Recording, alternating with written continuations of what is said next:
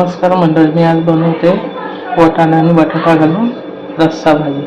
आता हे मी 5 तास भिजवलेले आहे वाटाणे आणि त्याच्यात एक बटाटा टाकलेला आहे.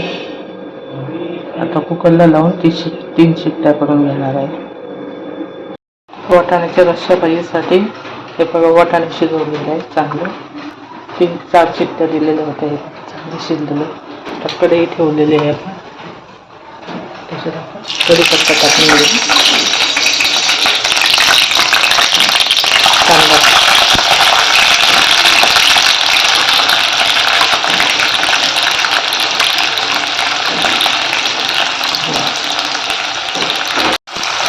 कांदा चांगला भाजला की आपण टोमॅटो टाकून घेऊ.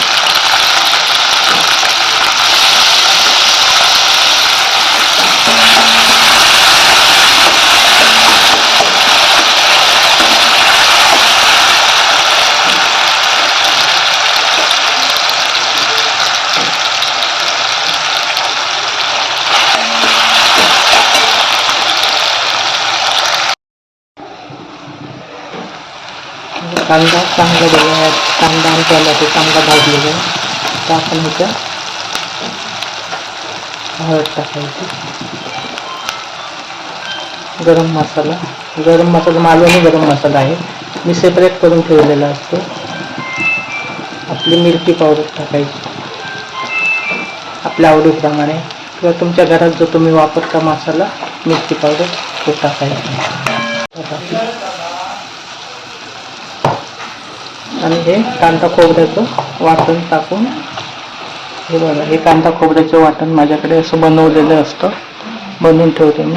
10 ते 15 दिवस हे चांगलं राहतं. मागे अपलोड केलेलं आहे मी, तुम्ही पण करू शकता. बघा, असं वाटण तुम्ही, म्हणजे पटकन आपल्याला भाजी बनवायला बरं पडते. हे बघा, 2-3 चमचे मी कांदा खोबऱ्याचं वाटण टाकलेलं आहे.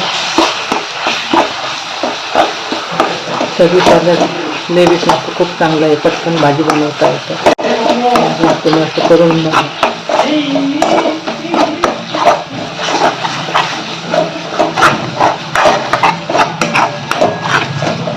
तेल सुटेपर्यंत आपण चांगलं भाजून घ्यायचं.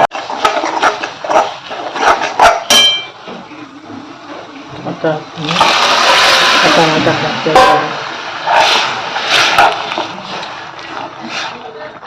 जास्त घट्ट नाही, जास्त पातळ नाही अशी करायची आपल्याला. भाताबरोबर पण होईल, चपाती बरोबर किंवा भाकरी बरोबर पण होईल. असं आपल्याला पाहिजे तेवढं घट्ट पातळ आपण करू शकतो. हे बघा, रस्सा भाजी तयार आहे.